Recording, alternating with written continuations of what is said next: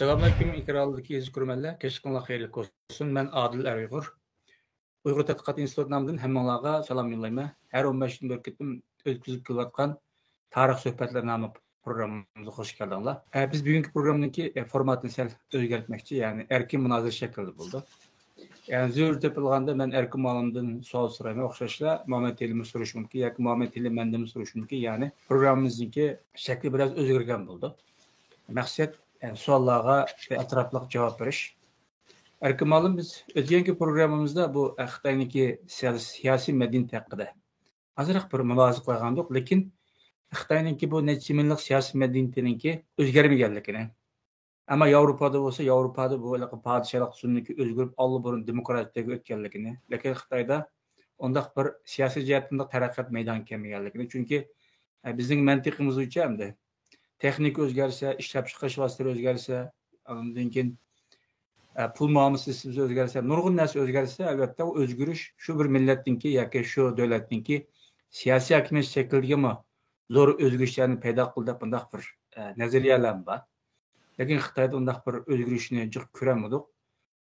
Biz shu bugungi programmamizda nima uchun Xitoyda siyosiy hokimiyat shakli o'zgarmadi, ammo Yevropa qatorliq g'arb ellarda o'zgardi degan savollarga javob topishtirishimiz.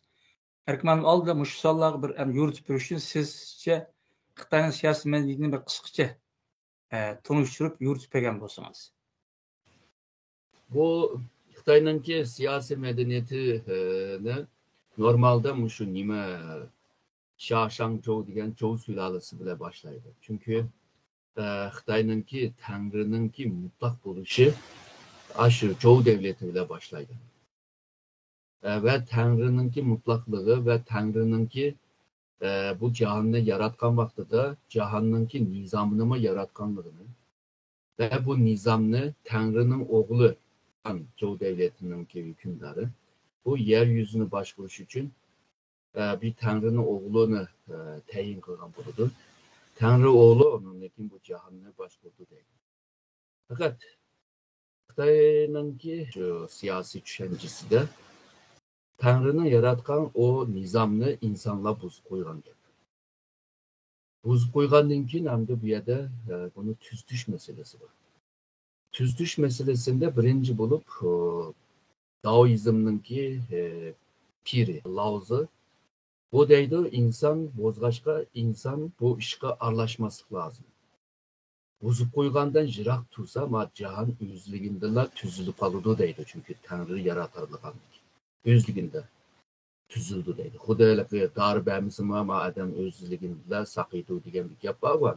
Doğru ma insanınki ma vücudu acaba özünü davalaydıgan mekanizma var. Deydi. Çünkü insan bozgaçka insan bunu tüzüş lazım. Şununla Xitayda hem de şu milattan evvelki yıllarda iki xil esas bolgan bir siyaset yani esas ikim yani esas diginim hem de muyum diginim. Çünkü o vaxtlarda 20 neçə xil şu siyasi görüşten peyda bolgan siyasi medeniyet var değil mi? Ama bu ideyalar oturup çıkamakta da Xitayning tarixida hemmemiz bilgandek uruşkan devletler devri degan bir vaqt var. Jango degan. Bu milattan evvel 475'lerden itibaren hesap bulundu. Şu vaqtda hem de yeryüzüne başvurduğun umumi bir hükümdar emas.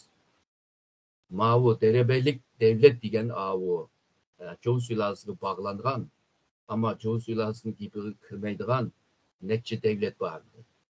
Bular hem de özünün güçünü güçlendiriş için xil-xil uslublarını sınaşqa başladı. Xil-xil düşüncenime sınaşqa başladı. Bu sınaşqdan içinde üzüp çıkan bir xil düşünce Xitaylarındaki facia degini.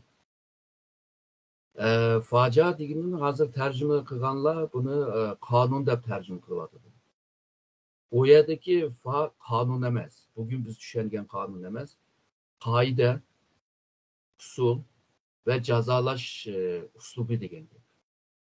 Yani bizim düşüngen kanun emas. Çünkü bir kaydını yaratkandan keyin o kaydıga qarab jazalandırış bolgandan keyin ve yaxşı iş qilganlarni mukofot bergandan keyin Bunu kılalıgan derebelik devletlerinin bir kançısı, misalga V degan bir devlet vardı. O sınıqaşqa netice aldı. Aciz bir devlet güçlendi. Bir yerde en netice algan devlet olsa Çin devleti. Yani bu Çin degan bir devlet var. Xitaylıkla yani bu Çin devletini mavu barbar da bir hesap kılır. Özden hesap kılmaydı. Ama uğma hazırkı men degandek facianınki faydalarının uslubunu ekeye geçken ki bu işinin ehli adamların ekeye geçken devlet derhal güçlendi. Ve neticede 200 milattan evvel 221'de Kağan 6 derebelik devletini yok kılıp ahırı bir devlet halıga geldi. Bu 221'den evvel zaten çoğu devletini mi yıkıp etken gelen. Çoğu devleti yok hem de umumi yerleri. Hemisinden başvurduğun o devletini yok da. Şununla bu Aca degen bir siyasi kültürümü, medeniyetimi yarattı. Ve Xitay şununla şu Kongzi ideyası, Laozi ideyası ve Faca ideyası da juğurluğan bir xil siyasi medeniyet oturup çıkdı. Bununki juğurluşu esasen şu Tang sülalesinde tam juğurluğan bulundu. Yani ahır çıkan buldu. Han sülalesinden itibaren juğurluşka başladı. Misal Han sülalesi milattan evvel 206'da kuruldu. Kurulgan vakti de bu Çin devleti, ondan evvelki Çin devleti facianınki uslubu, naydı katı, uruktukan darcılık nima yok etken insanlık münasebetlerini mi yok etken bunda nima bolsa bulmaydı ki bu ideya. Biz aşı nimini tallaylı, Daoizmni tallaylı. Keyin 4 padişah ötep gidiyordu, Han Wudi'ye gidiyordu. Milattan evvel 141'de taxta çıkıyor. Onunki vaxtıda hem de Han sülalesi güçlengen bir vaqt. Onun güçlengen vaxtıda onundan keyin Kongzi'nin ideyasini esas bir ideya kılıp alıdı ama ağan vaxtıda mı evvelki men degan bu Daoizmninki ve şundakla bu facianınki siyasi medeniyetini mi alıdı ve Han sülalesinden itibaren bu juğurdu. Tang sülalesinde juğurup boğan buludu ve onundan kinki Mançurlargaca muşu ideya devam kıldı. 2000 yıllık bunda bir siyasi medeniyeti den kurtulmak pek ters. Çünkü şu vücudga ilikkice işlep ketken de bu. Şununla bu misalga Sui sülalesinden itibaren devlet memurunu iliş için bir imtihanını başladı. Bu imtihan Mançurlarınki ahırgıcıma devam kıldı. Bu imtihanda Kongzi'nin ideyasını, Laozi'nin ideyasını, facianın ideyasını yaxşı bilgenler imtihandan yaxşı ötüdemdi. Esası yani Kongzi'den. Yani demek ki meyli bu Mançurlar olsun, meyli Xitaylar olsun, bu medeniyetten, siyasi kültüründen kurtulgan emez. Ama bu yerdeki bir hata ya da kamçılık tarafı nimo degende birisi bizden evvelki evliya seviyedeki şu mütefekkirler, Kongzi, Laozi degenler, ular hem nimini dep oldu. Hem nimini yiz buldu. Biz aşlarını diginini, sözlegenini şu icraat kısakla onun için isil bulup çıkıdı degen bir düşünce peyda oldu. Bu düşüncede nereden görürüz dese, mesela Kongzi'de mi şundak, Laozi'de mi var? Bir iş olsa derhal ötmüşünü hatırlaydıgan. Ötmüşte mında bolgan, ötmüşte bunda bolgan. Bunun yaxşı tarafı mı var? Çünkü ötmüşte madem da hata kılgantı mındak oldu, madem yamanlık kılgantı mındak oldu, madem işsizlik kılgantı mındak oldu, madem devlet hakimiyet mında yaxşı iş kılgantı mındak yaxşı oldu, anda eski oldu. Bu cette bir paydası buludu. Çünkü tarihininki rolü şu. Yani tecrübe savak kazandırır. Ama bugünkü meselelerini hal kılış için ötmüşke bağlap ve ötmüşteki hem gepler değil oldu. Bunundan kim bu icat kılışına acet yok diyen bir kılıp kırvilişi, bununki terakkiyeti, yani zamanıga karab terakkiyetini kılamaydigan bir halıga keldi. Misalga bu tarihçilikte mi şunda?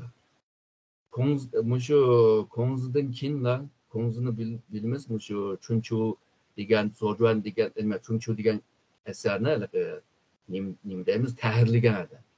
O vaqtida nurg'un asarlarni tahrirlagan. Tahrirlagan vaqtida o'zining ideyasini klipiga silib qilgan.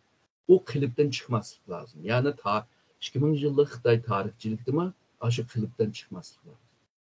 Klipdan chiqamasa, o zaman taraqqiyot qiyin bo'ladi. Shuningga shu mavjudiyatni qo'g'dab qilish, ko'ni narsaga ta'zim qilish degan bir xil odat bo'lib qolgan.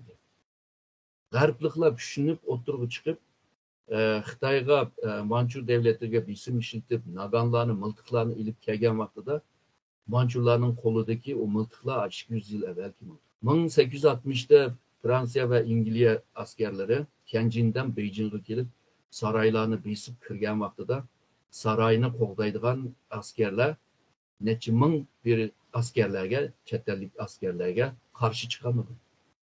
Necha haz kuchi turib. Nimish qarshi chiqamadi? Manchur askerlerinin qo'lidagi miltiqlar 200 yil avvalgi. Kona. Mao İngiliz ve Fransa'nın qo'lidagi 200'dan keyin modern, yani zamonaviy miltiqlar. Shuning bilan saroyga bosdi, bulidi, talidi, Yuan degan voqeani bilasizlar. Bulab tallab bo'lib o't qo'yibdi. Keyin bu İngiliz askerlar saroyga besib kirgan vaqtida qarasa, o'zining qo'lidagi o zamonaviy miltiq tamda issiqlik tug'di. Yani Manchurlar isil bo'lgan o zamonaviy miltiqni tamga isib qo'yib, qo'lida yo'q. Yani shu ko'ni narsaga ching isil bo'lib, zamonaviy degan masalaga qaramay, yengilashni bilmay, yani yenilash. İnovasyon deganni zaten tushungani yo'q, chunki innovatsion yomon chatoq ish bu. Manchur davlatini yiqitayotgan sababmi? Necha qitim reform qilayli desa, yani islohot qilayli desa, unmay. Ahirida qiladigan vaqtda, qaror bergan vaqtida fursatni qochirib qo'yib. O Xitoylar kuchlanib o'tirib chiqib, shunday ish qilgan. Shuningga bu Sharqiy Osiyo markazidagilar burunqi bizning avliyolar hamma nima deb bo'lgan. Shuni o'rgansak, hamma nima hal bo'ladi. Bugün hamma nimani o'rganishni hojati yo'q. Degan yerga akiladi, kalla ishlamaydigan bo'ldi, taraqqiyot bo'lmaydi, hushyor bo'lmaydi, oldini ko'rarlilik degan qobiliyatni yaratmagan bo'ldi. Ben bir savol so'rsam, boya sizlar mingizmi qonunchilik degan bilan Xitoydagi ma g'arbniki yoki bizning hozirgi zamondagi bu qonunni farqliqdilar haqiqatda shundan. Buni biraz texim ichib bir deb bergan bo'lsa, chunki hozir shuni haqiqatan siz degandek tarjima qilgan chog'da shuni masalan qonunchilikda tarjima qilgan va hozirgi dunyo sistemasida mavjud har xil qonun tuzumlar bilan masalan biraz selishtiradigan ahvollar bor. Menimcha uni tamamen bir farqli narsalar haqiqat. Shuni ikkisining farqini yoki shuni biraz ichib bir deb bahslari deb o'ylagandim. Yani misalga mayli Japon'unki tarihi olsun, mayli Vietnam'ınki, mayli Kore'ninki tarihi. Yani Xitoyninki bu zihniyet bile o'xshab ketadi. Bular aciz, yani cihanda kuchli bir devlet bo'lgan vaqtida yoki jihonni boshqaramaydigan vaqtida bular ko'parak fojia. Bularning ideyasiga bekerek isildi.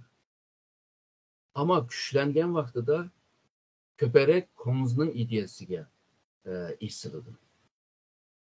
Hem de bunda vaqtida Daoizmni sanga anlatish uchun anlatadi.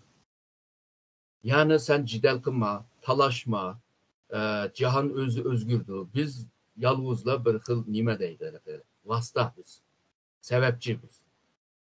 Deb ashuni jug'urib taqlaq anlatadi. Misalga Hamudini dedim. Hamudi'nin vaqtida Xitoylar kuchlangan.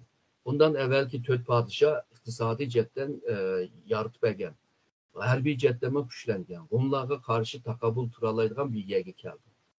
Onlar bilan urushni başlagandan keyin jahonni boshqaralaymiz degan tushunchaga kelgandan keyin Konuzning ideyasi ondan keyin ishga yarashga boshladi. Chunki Konuzning ideyasi nima u deganda Tanrı'nın yaratgan bir Tanrı oğlu var. Tanrı oğlu bu jahonni boshqaradi. Bu jahonni boshqaruvchisi Xitoydir. Yani Huaşa deydi. Ve bular alaydı insanlar. Başka insanlardan üstün buludu. Bularni üstün bo'lg'achqa bularni dunyoninki markaziga yerlashtirgan. Atrofdagi odamlar mayli qaysi tilda gap qilsa, Xitoycha gapirmaydi. Gap qilmasa, Xitoyda kiyimisa, Xitoyda mangmasa, Xitoyda harakat qilmasa, Xitoyda o'tirib qo'ymasa, hammasi yovvoyi odam, barbar. Shuningga seni shu madaniyleştirmek için tirişidir. Misalga Xitoyninki kültürünü anlatıdığan bir hukm var, Wenhua deydigan. Wenhua'nın asıl manası bugünkü bizim degan kültür manasında emas. O Xitoyninki kültürü bile seni asimila qilish degan gap. Wenhuacı deydi. Yani Xitoyninki şöyle medeni hali. O hal bile seni asimila qilishdir. Wenhua degan shu. Wang Ming mi şunda? Xitoyninki medeni hali bile seni aydın halıga ekiliş degandir.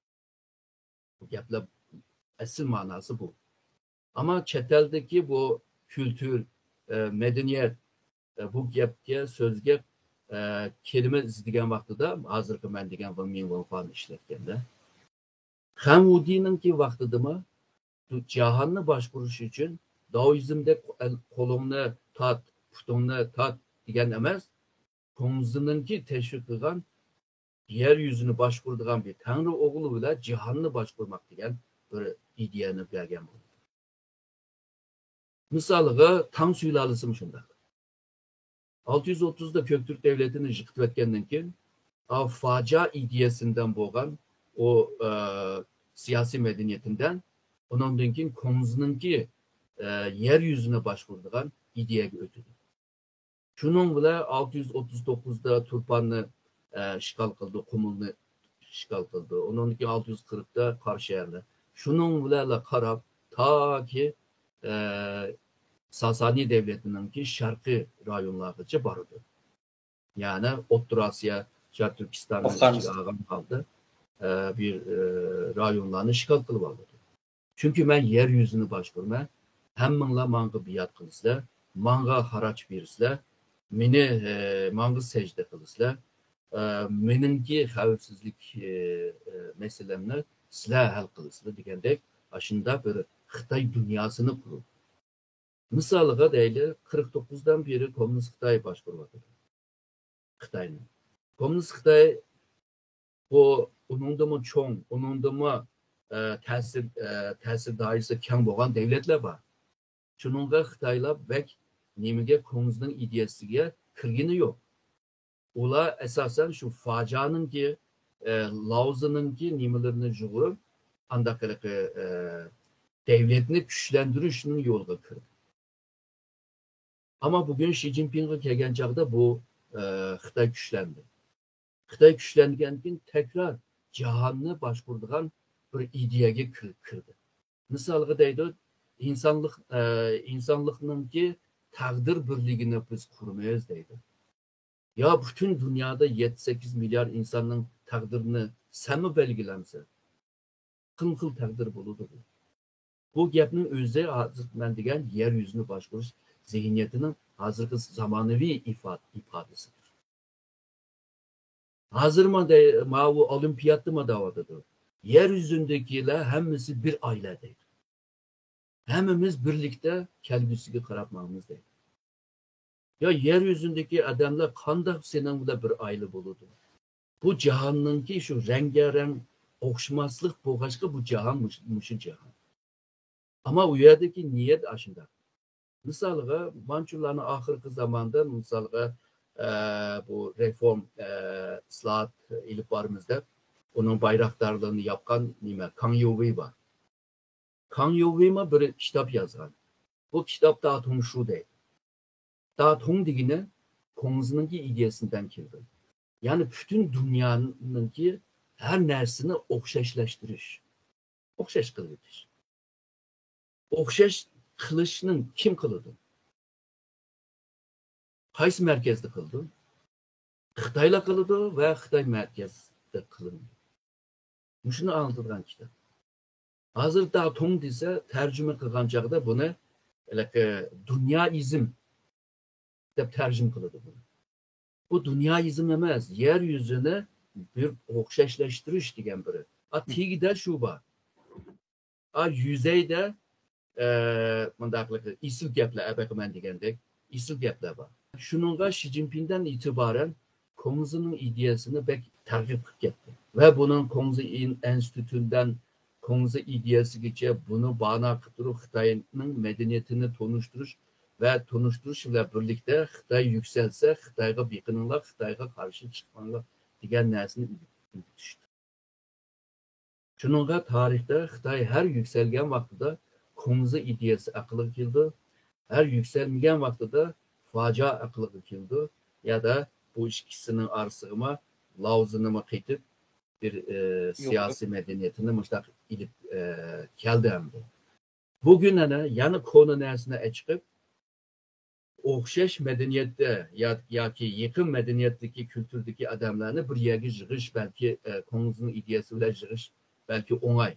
Çünkü Vietnam olsun, Kore olsun, Japon olsun bununla biqingan, bunu kabul kılgan. Ama bugün bütün dünyaya karta bunu yapmam desen, o vaxtıda bununki işi çatar. Yani kelgüsünde dünya medeniyeti, Garp medeniyeti, Xitay medeniyetinin arasında bir dokunuşluk yaşandı.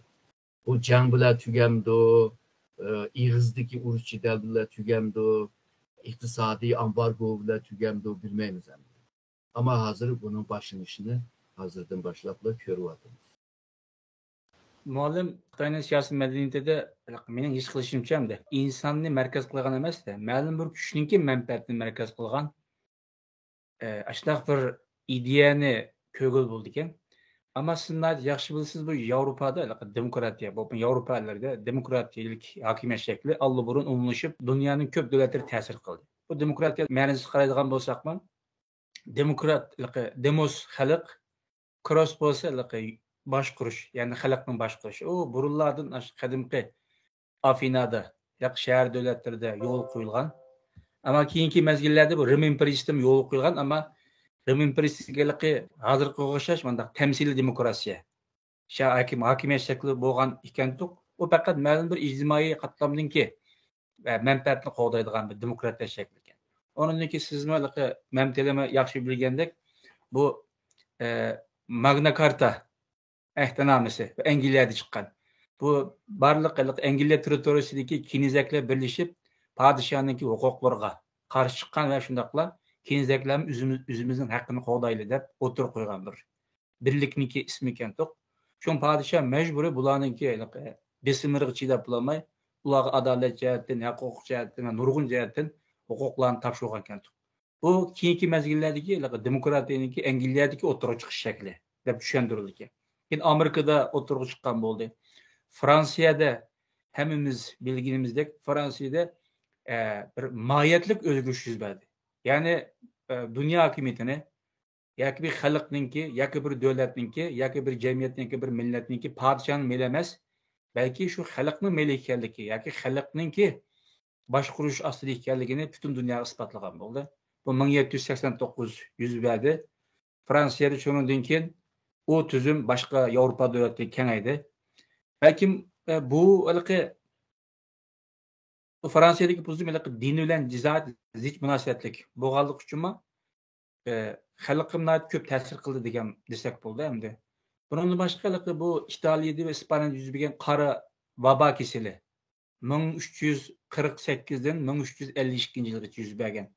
O'sha jarayonda Yevropada 3dan 1 nüfusniki qirilib ketganligi rivoyat qilindi ekan. Bundaq bo'lishi ham xalqninki, bundaq xristianlarninki tushunchasizligi, tangri tushunchasi, shundaqla poplarninki, siyasi nüfuzun bütünlüğü astusunun bolup ve aksumatlarının ornumu tevrep, xalqniki nispeten bir nüfuzu ösken bir mezgili toğru kelgen. Yani demek şu günüm sekülerleşmeninki tuncu qadamlar oturuğa çıkışık başlaydı ekan da. Yani Avrupa'ma nurgun tarih basqıçlarını baştan keçirgenden keyin insonni merkez qilgan bir hokimiyat shaklininki yoki xalqni merkez qilgan hokimiyat shaklininki eng muvofiq hokimiyat shakli ekanligidan iborat shu nuqtaga kelgan va shundaqla demokratiyaninki eng yaxshi hokimiyat shaklidan bakroq qanday qilsak shu demokratiya shaklini texim yaxshilashtirib olamiz degan ustida markaziyatga bu hokimiyat shaklining o'tirg'i chiqishi albatta men degan so'zlardan boshqa sanoat inqilobi deymiz, texnika jihatdagi inqilob deymiz, bilim jihatdagi o'zgarish deymiz. Uni oydinlama degan vaqtimizga aqlni birinchi planga qo'ydigan u o'zgarishlar deymiz. Hammasi birlashib bu bir hokimiyat shakli shakllangan bo'ldi-da endi. Bu bizim mantiqimizga ko'ra bu narsa o'zgargandan keyin albatta hokimiyat shakli ham ta'sir ko'rsatadi. Xuddi Yevropaga o'xshash. Ammo Xitoyda nurg'un jihatdan o'zgarish berdi. Xitoylarniki texnikasi taraqqiy qildi, bilim jihatdan taraqqiy qildi. Ul asla qurilishi taraqqiy qildi. Butun dunyo bilan tijorat jihatdan, iqtisod jihatdan, texnika jihatdan bir butunlashgan bo'ldi. Ammo mushundaq ahvolda turibmi, yana bu Xitoylarning hokimiyat shakli yana o'zgarmadi endi. Siz nima deb o'tdingiz ma'lum. Mushundaq dunyoning ta'sir ko'rsatmasligi Xitoyga. Xitoyning burungi kon tuzumini chingtirilishidagi tüp sebep zaten nimadir sizce? Ben dedim şu klipleşken böyle düşünceye bekim kilish. Misalga g'arbliklar şu 15. asrgacha şu Rönesansninki başlanışıgacha Yevropa mı şundaqdı? Yani klipleşken bir ideya bilan, hayat bilan başına yaşagan. Şununla hurapi bir halda yaşaydı. Allah'ınki hem sözü doğru mu deydi? Doğru. Allah'ın Allah'a hizmet kılıyotgan papazlarning gibi doğru mu deydi? Doğru da hem de Allah'ın gibi. Onda olsa benim gibimi kirisler deydi. Çünkü ben Allah'ın namıda yapıyordum. Şunun bile bütün hem adamni özününki kontrol astiga ilib olg'achqa bu yerda bir taraqqiyot bo'lmaydi. Agarda insonlarning bunday taraqqiyotga, ilmga, tirishchanlikqa bir to'saqlik qildigan bo'lsa, Alloh insonlarga aql bermaydi. Misalga hayvonlarni aqlli deymiz. Aslında hayvonlarningki genetikka kodlarni yozib etgan. Ular şu genetikteki kodga qarab yaşaydı ular. Xatarlik bo'lsa qanday qildiganligini, aç qalsa qanday qildiganligini, susuz qalsa qanday qildiganligini hammani uning kodida yozib, ashuni qarab yaşaydı. İnsonga uningdan ortiqcha bir aql berildi. O aql bilan bu jahonni tanıymiz. Bu jahonni tanish uchun o'qish lozim. Yani ayetimizin birinci ayeti okuş. Okup bilim olgandan keyin bilimning ustida tefekkür qilamiz. Tefekkür qilgandan keyin oq ko'k to'g'ri xatoni ayriy oladigan bo'lamiz. Va bilim to'lgan siri, tecrübe qozongan siri olim bo'lamiz. Olim undan keyin Allohni aran tanıyadi. Shuningga bu o'rta chaqda musulmonlar mushundaq ilmga ahamiyat bergachga bütün dünyanınki orta çağınınki en parlak dönemini yaşadı. Avrupa ebeki degende en karanlık vaktini yaşadı. Şu hurapileşkeşti. Ama 15. asırdan işler özgürlükle başladı. Müslümanlar asta hurapileşke başlaydı. Garblikler Rönesans hareketi bile bu başta heykelcilikte, sanatta, onundaki felsefeye sızıp yiyilip bunundaki enini almıştırışık başladı. Ve Müslümanların yaratkan o eserlerini matematik, kimya deyimiz, fizik deyimiz, felsefe deyimiz, doktorluk deyimiz, bütün kitaplarını tercüm kılıp bunundaki ula bir terakkiyatını yakaladı. Yani kolda düşerdi. Ve şu Rönesans ile birlikte şu Xitayga o'xshamaydigan, Şarq millatga o'xshamaydigan bir zihniyatni yaratdi. Bu nima degan chaqda bizning bilmaydigan nurg'un narsa bor. Şununla bilmeymen degan bir anını paydo qiladi. Xitoy bo'lsa hammani bilaman deb biladi. Şununla hamda hammani bilaman degan bir tushunchadagi odam tirishmaydi.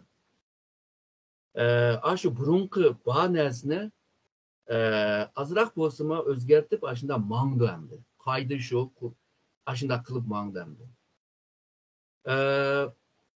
G'arbliklar yeni narsani o'rganimizda tirishib ve dünyanınki şu ilimnin, teknolojinin, ideyanın, düşüncenin merkezine aylandı. Kinki 500.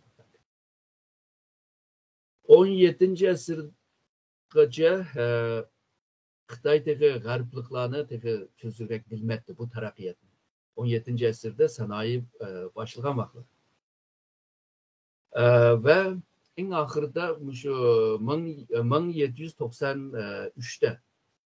1793'te İngiltere'ninki bir elçisi nimege Xitoyga bordi. İki kiyime 100 neçe adam İmparator Qianlong'ninki bulgan gününü kutlaş için keldi. Aslında diplomasi münasebet kurmak istedi. G'arbninki kurup bo'lgan bir qoida bu diplomasi. Qianlong dedi ki sen kimsin dedi. Bütün dünyada bor narsalar bizda bor deydi. Seni ekegan o oyuncak deydi. O kichik bolaning o'ynaydigan narsalar deydi. Ekegan narsa nima desa, shu nima soatdan shu mekanik mashinalar, mekanik narsalar. Sanayininki mahsulotları. Ama Qianlong deydi, ala buni deb yaratmagandan keyin şununla o ekegan en ilgar narsalar bor. Bir kiyime narsa keldi bu yerga. Hediye. Hammasini ambarga tashlab ketgan. İngilizler Beijing'e besib kirdi dedim galiba 1860'da. Besib kirib ambarga qarasa aş ekegan hediyeler tozning ichida qoldi.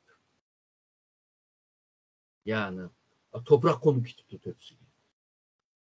Bu guyla saran guyla gedib şununla o hediyeni eketken geldi.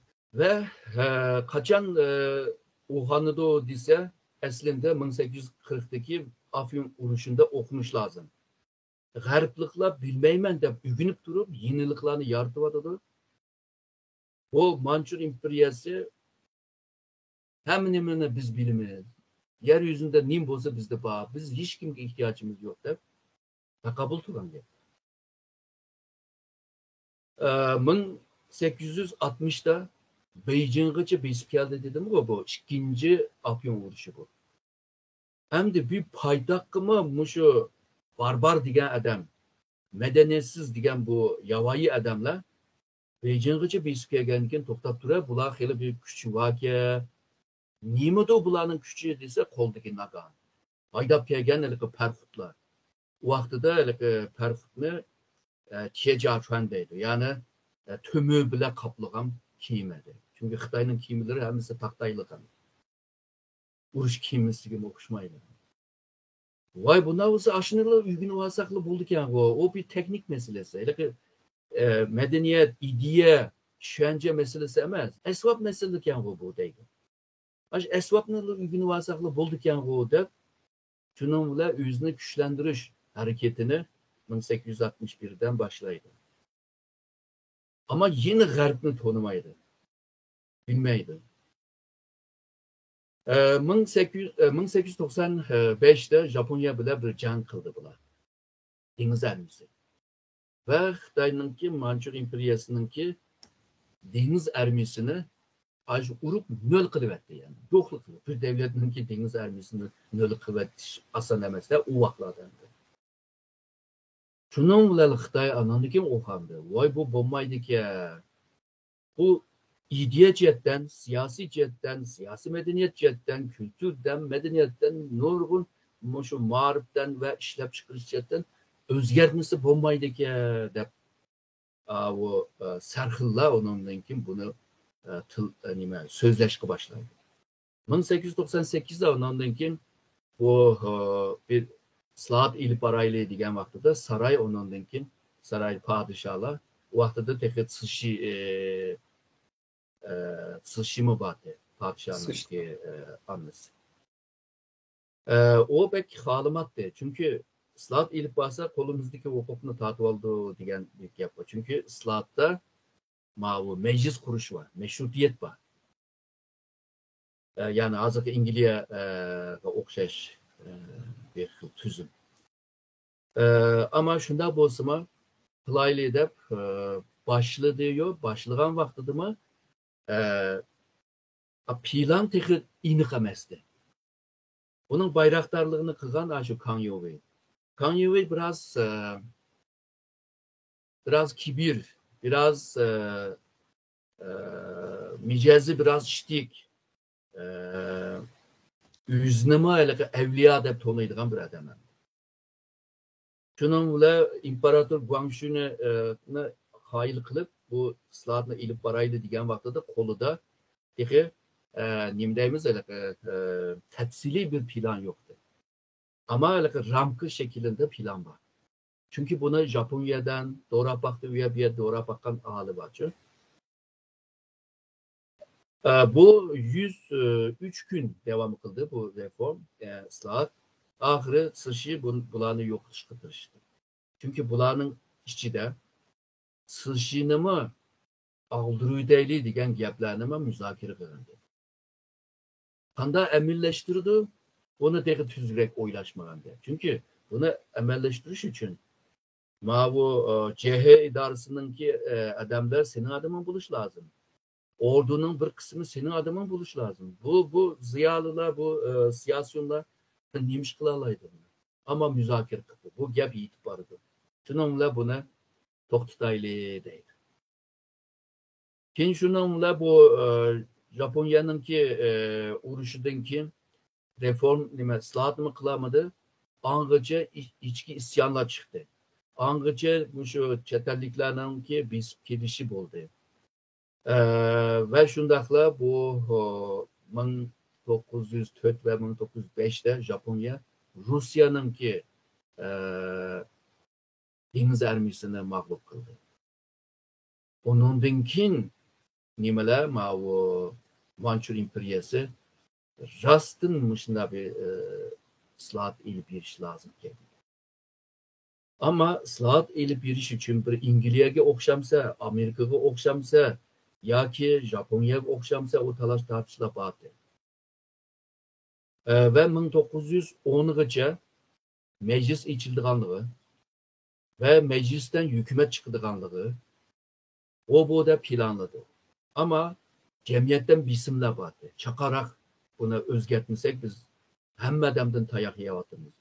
Kırman'dan, Amerika'dan, İngilizce'den, Japonya'dan, Amerika'dan, İtalya'dan, bu İsveç, Şivisya'dan bu kanda diyen ya Hollanda'ya mı bağlı? Şununla bu bomba değdi. 1900 yılında 8 Cihangir devlet birlikte bu can aşkan Xitayga. Çünkü çetelliklerin öldürüşü kırıştı bular. Öşkürü. Bunda bir bisim aslında özgerteyli deydiyor ama yanıla alakalı nimdeyimiz yıldızdan özgertişininki niyeti yok. Çünkü ben dedim bularda necmin yıllık bir klipleşken bir düşünce var. Bütün siyasetini manda başkursa, iktisadını manda işlep çıkırsa, dadağını manda baksa, dadağın balını kanda bakıdı, hemen yazıklıktaydı. Bu evliya diyen adamlar hemen sözlep oldu deydi. O sözlep olganlarmış icra kısanlı bulduk o deydi. Aşı reformla, ıslahatla mı 20 yılın içinde tüzgürek kılamadı. Reform kılmen diyenin ki köpü öldü. Köpü kaçtı. Misal çetlerde. Aşında bir Mançur İmperiyası da olmasa bular Xitay emez. Ama Xitay'ın medeniyeti sıngan gepte onun siyasi başkuruş çektimi sıngan gep. Şununla her yerde çıkan isyanı bastıramayın. Onunkin kim her bir koşuluna şekillendirilirse o biri başı isyanı bastırsın da aşına bir karar çıkardı. Onunkin her vilayetteki bay Xitaylar var. Bu Xitaylar onunkin pulu tayin durup askerlerini teşkil kılıp onunkin her bir vilayette ülkede pulu boğan Xitaylar harbiy komutan bo'lib ketdi. Misalga Zozungtan aşnaktı, Li Hongjan aşnaktı, Yuan Shikai aşnaktı. Bununki şahsi ermisi var da bularning. Bu Xitoylar qo'liga harbiy kuchni olgandan keyin hamda imperiyani yiqitishga, Xitoyliklarningki hokimiyatini qurishga yo'l ochgan bo'ladi. Agar Manchurlar Xitoy pardasida hamma nimani bilamiz-ku, hamma nima bor bizda.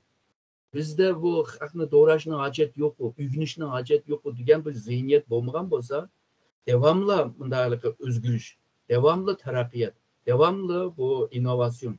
Muşu bo'ldiganlar bo'lsa, yanıla ep mağatdı, uni qilolmadi. Xitoymi shunday shuni qilolmagan edi. Misolga o'z vaqtida mushu meclisni quramiz, her ülkede o'z oldiga meclis qurilsin. Ondan keyin mushu ülke reisine ülke meclis sayılsın. Bularni hammani qilib baqdi. Ama aşınımı qilolmag'achqa mavu inqilobchi deganlar bor-ku. Inqilobchi deganlar Xitoyning davlatini quramiz deganlar. Mevcut hakimiyetni, Manchuriya hakimiyetini tamamen yiqitish lozim deydiganlar.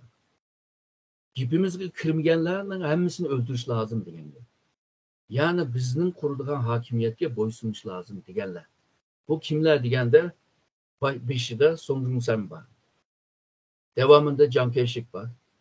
O vaqtda o'z vaqtida Mao Zedong bor. Mao Zedong'un nökerleri var. Bular hammasi partinin devletini kurmuş edi. Devlet partinin. Xuddi Mao imperiyalar vaqtida bütün Xitoy bir sülalenin, bir ailenin gidekçi. Mao Xitoylar yani inqilobchi biz bunda kendi qolgan emas, bunda ilgirilab mangdigan partiya o'zini ashuna tunishtirdi. Halbuki Xitoyningki inqilobchilari hammasi shu burunqi sülale hakimiyetini o'zgartirib sülaleni parti qilib olgan. Parti sülale deydi. Şunun bilan parti bilan devlet qurdi. Devlet partinin oldu. Hükümet partinin oldu. Armiya partinin oldu. Hamma nima partinin oldu. Bu zihniyet Lenin'ninki parti devlet zihniyetiyle naq moslashadi. Şunun bilan Xitoy onamnikin o'zining yani konu narsini akilib, o klipini almashtirib, kiyimini adam kona kiyimini almashtirgan. Şunun bilan xuddi modernlashganda. Ve bu janglar mushu Xitoyda to'xtamadi.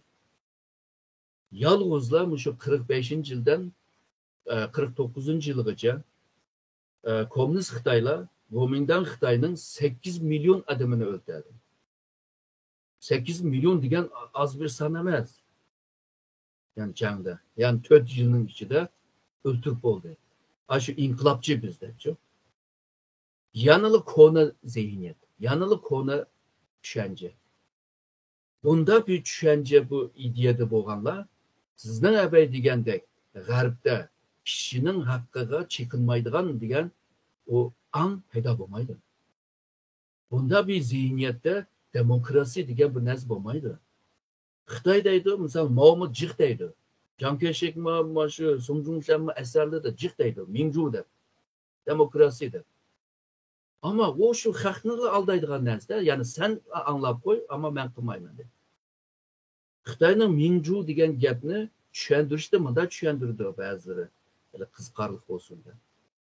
Sen Ming yani xalq, men Zhu yani sahip. Birlikte Mingzhu bo'ladi. Men seni boshqarman degan gap. Mingzhu degan shu dedi. Onun için komünist Xitoylar deydi, bu Mingzhu'ni xalqlarga to'g'ri tushunmaydigan diktatörlük bir demokrasi bizning deydi. Diktatörlük bilan demokrasi bir yerga kelamaydi. Ama Xitoy deydi, bu deganninki diyalektik bir tushuncha deydi. Yanjin ve vücudu.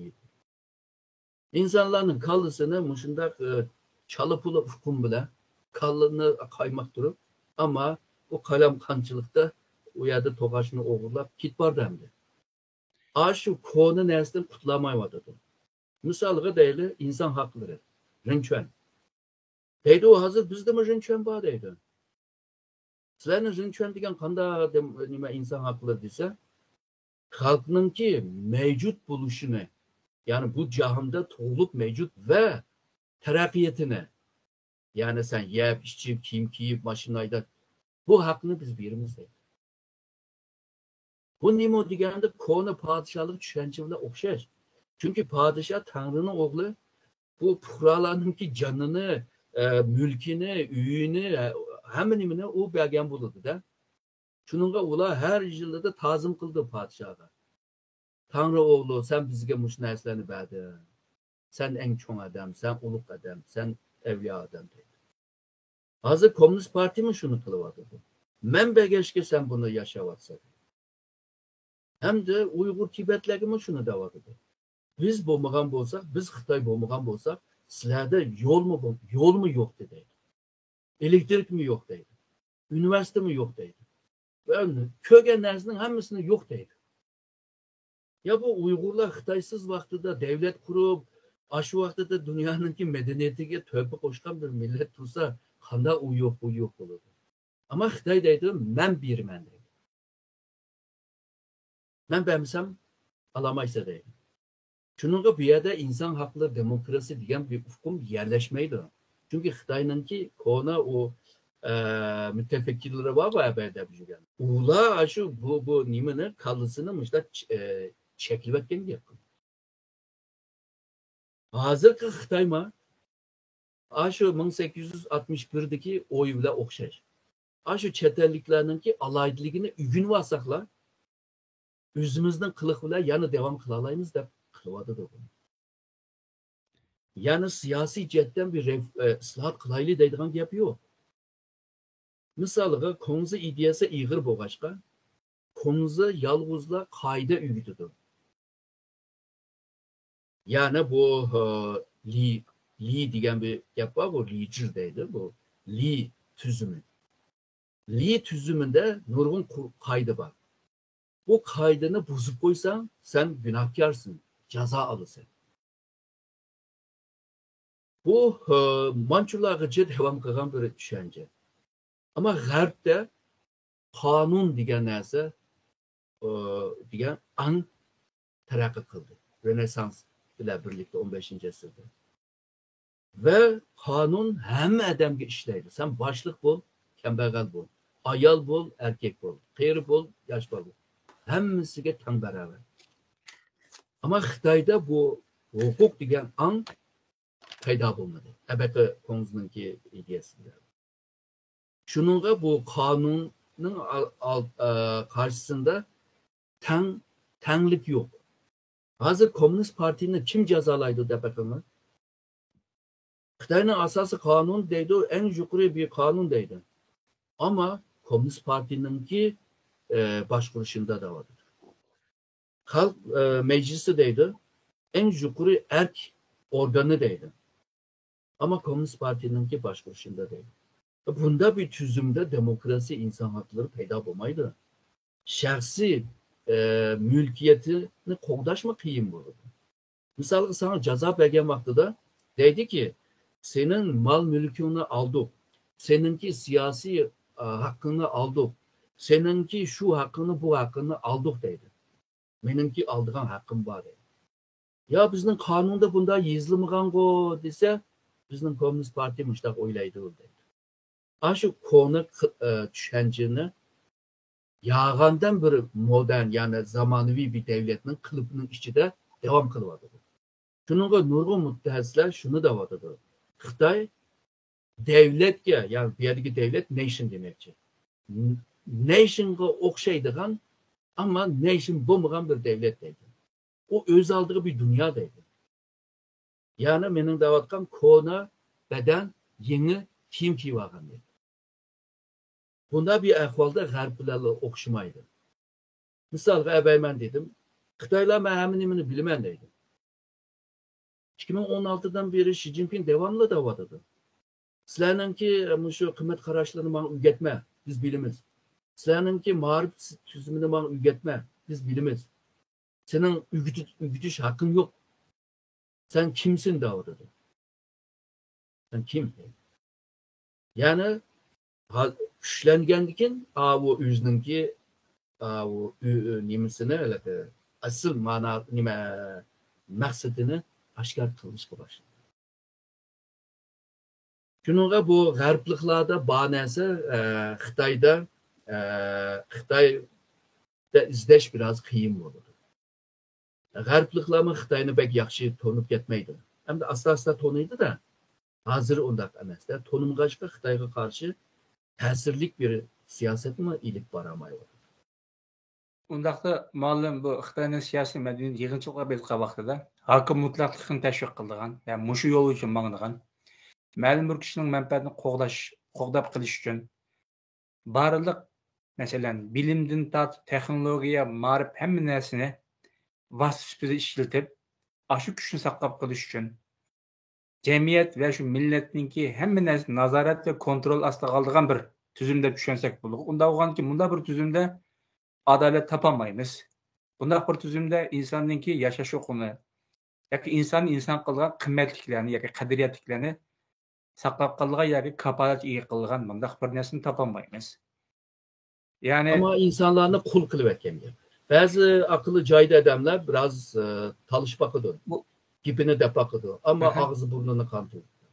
ma'lum bu Rousseau'nunki bir mashhur asar bor endi. Siz yaxshi bilasiz. Rousseau'nunki mushu hokim mutlaqlik hakimiyat shaklini tushunadigan vaqtida bu yerda insonning irodasi faqat bo'lmaydi deydi.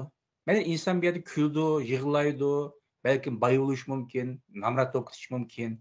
Ammo hokim mutlaqlik tuzum bo'lganligi uchun bu yerda haqiqiy ma'noda erkinlik bo'lolmaydi. Haqiqiy ma'noda inson insonlik yashamaydi. Chunki inson o'z irodasida qilmagan har qanday narsa yoki inson o'z erkinlik bilan ixtiyor bilan qilmagan har qanday narsa u o'z qimmati bo'lmaydi deb tushuntiruvchi. Dal shu Xitoyning sistemini tushundirmoqchi.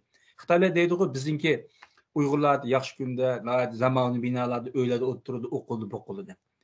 Millat agar Uyg'urlar o'z irodasi bo'yicha, o'z quli bo'yicha, o'zinki tushunchasi bo'yicha ani o'tirib chiqargan bo'lsa, andan bu haqiqiy ma'nodagi bir baxt bo'ldi. Lekin Xitoylar o'zinki yaratib bergan sistemda bo'lganlik uchun undaq haqiqiy ma'noda erkinlikda binasi bo'lmaydi yoki haqiqiy ma'noda xushallikda bo'lmaydi. Adilka, men sizdan bir savol so'rasam, masalan bu jamiyatshunoslikni sizdan aytganda misol bu g'arbninki siyosiy madaniyatini, Xitoyninki siyosiy madaniyatini bayarki ma'lum shuna yaxshi tushunadi. Buningda misol bu sharqning, ya'ni Xitoy markazli bu sharq millatlarining siyosiy tushunchasi bo'libmi Xitoyninki bilan g'arbninki siyosiy madaniyatiningki bu farqli bo'lishi, g'arb siyosiy madaniyatning har krizga duch kelgan chog'da bu so'rg'ilab turib, misol bir qilibni kirib qolmay, so'rg'ilab turib yangilik qilib buni davomliq yanglab turishi bilan bu sharqninki yoki Xitoyninki shu qilibning ichida bayarki ma'lum deganki hamma narsa deyilib bo'ldi, biz mush yo'l bilan maqsad bo'ladi. Buningdan ortiq gap qilish nima deb. Ya'ni jamiyatshunoslik nuqtasidan aytganda buning bu ikki xil madaniyatning shakllanishiga qanday bir muhim omil bor sizcha? Jamiyat qurilmasi nuqtasini tushuntirdi. G'arbning burungi demokratiyaga o'tishdan burun butun dunyo ko'z qarashi yoki jamiyat qurilmasi, hokimiyat shakli, iqtisod tuzilmasi markazida diniy hukm, ya'ni Tangri hukmi bor endi. Bu Tangri hukm bo'lgan bo'lishqa, mushu hukm bilan hokimiyat shakli, iqtisodiy tuzum yoki mushlar shakllangan deyildi. Ammo keyingi mezgillarda ilaqi poplarninki bütün hukukun hakimiyetini qo'lga olib, xalqning qattiq izishi, xalqning tabiiy holda kallasida bu Tangri degan narsani yoki shu xristianlikdagi Tangri hukmini so'rg'ilashga boshlaydi. Bu faqat ishning bir sababi. Ya'ni ishchiligi ishga sabab. Tashqi sabab bo'lib qolsa, musulmonlar taraqqiy qilgandan keyin musulmonlarningki ba'zi taraqqiyotlari Italiyadagi ba'zi orol port shaharlari bor. Aşağı astasda berişik başladı. Mətbə deyimiz, o qağaz deyimiz, ular bularçı. Bu arqılıq, şunun olan Hristiyanlar astasda yeni nəsil ügürüşük başladı. Böyle Germaniyadaki protestantların oturup çıkışı millətdə dəl, İtaliyadın keyin yeniliklarla boğan nəsillərçi. Yani o yerdə demək şoğunun, şu Tanrını aldın plan çıkarıp durup, popla, xalqqa bo'lgan qattiq zulmi va sirtdan kelgan yangiliklar birlashib turib, andın siyasi tüzümge nisbeten ta'sir ko'rsatishga boshlaydi. Bu faqat ishninki diniy tarafi.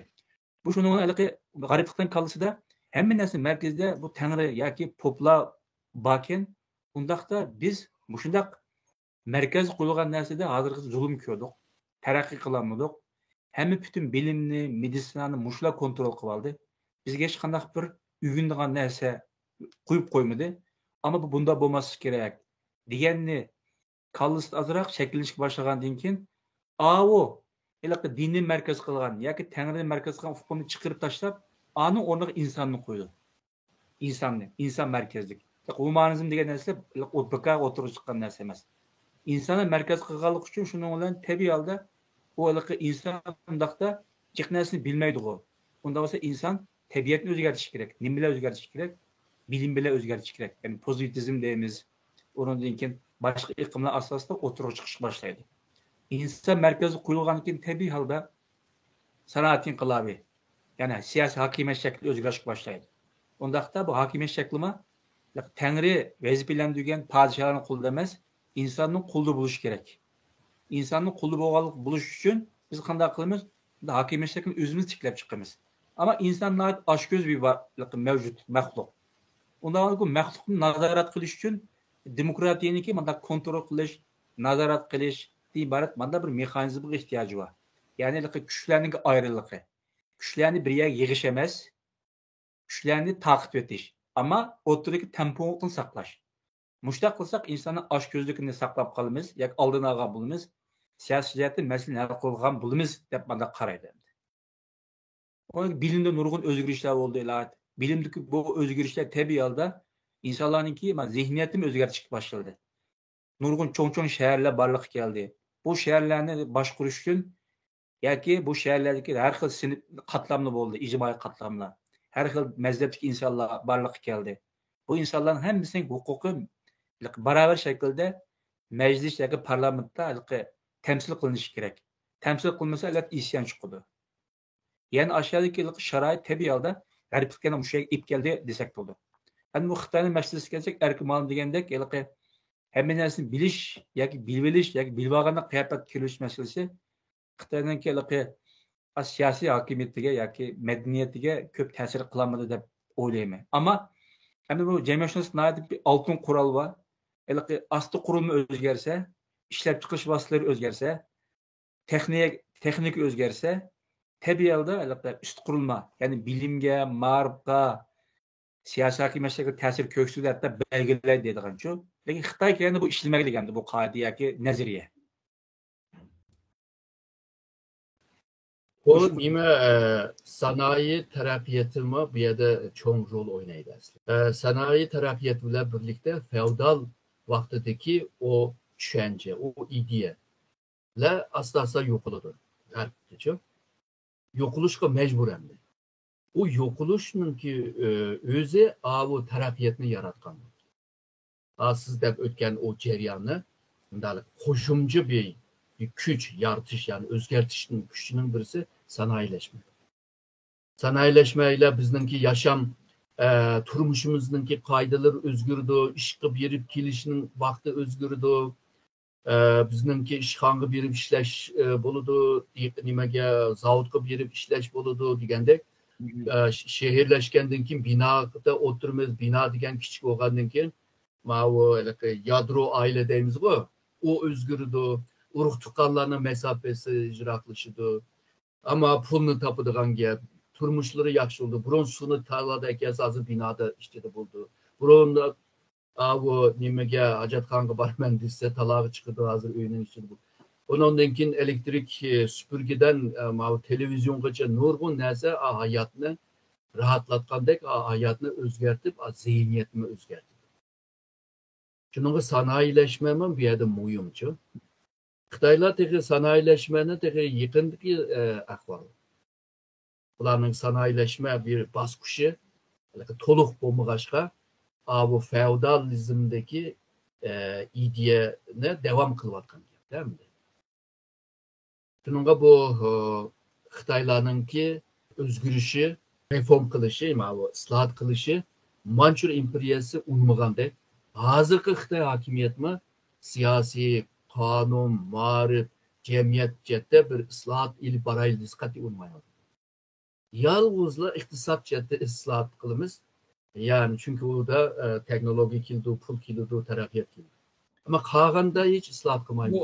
Bir gap xususan bir şeyde g'arbliklarning kalırsa iqtisod şekil o'zgarsa tabiiy holda boshqa ham ta'sir ko'rsatadi, o'zgaradi deb o'ylaydi yani. Yani kapitalistlar şekillense, orta sınıf şekillense, baylar qo'shini burjuaziya şekillense, hokimiyatga ta'sir ko'rsatadi deb shu. G'arbliklar izchil Xitoy qilmishda o'ylag'liq hamdi. Shu nazariya o'yishi. Ona misali Amerika o tecrübesi bo'lg'achqa Xitoy ashunday bo'ladi deb o'ylagan. Shuningga Xitoyga mablag' solgan. Xitoyni shu dunyoninki tuzumiga akirman deb tirishgan. Ve o'rta sinf paydo bo'lsa, undan keyin siyosiy o'zgarishlar bo'ldi deb o'ylagan. Yani Xitoydagi boy bo'lgan o'rta sinflar shu Xitoyninki yaratgan tuzumiga beqinib turib boy bo'ldi. Öz aldığı boy bo'lamaydi ular. Çünkü bu tüzüm var, tüzümden çıkamaysa öz aldığında g'arbliklarninki mustaqil karxonchilar, mustaqil kapitalistlar var, onda olmaydı. Ama sen bekle boy bo'lib kelsan, ondan keyin seni purtashga boshlaydi. Qo'lin putongni kesadi. Hozirgi mayunlarni joylagandekli bir ish. Shuningga bu Xitoyninki siyosiy madaniyatini, zihniyatini tushunmasa, g'arbliklarning tajribasi bilan Xitoyni hal qilaman desa, o biraz qiyin bo'ladi. Bunun Xitoyda bir gap bor, o o'zininki taktik bilan o'ziga ishitish, ya'ni yo'qotish. Ama Xitoyga qarshi Xitoyninki uslub bilan qilish lozimda hal qilaman desa. Men tele qo'shib qo'ydigan yoki so'raydigan savolingiz bormi yo'qmi?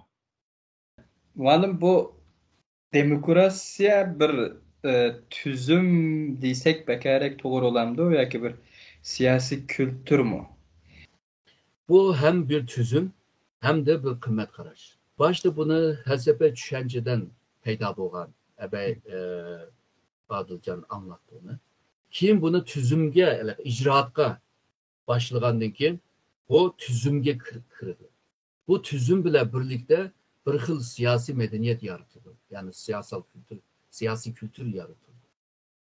Şununla bu jugulup gidiyordu. Bugünkü dünyada G'arb devletler demokrasi dese hem kıymet qaraştır hem de bir tüzümdür. Ama Türkiye'de başka devletler olsa bular esasen onun tüzümüne algan.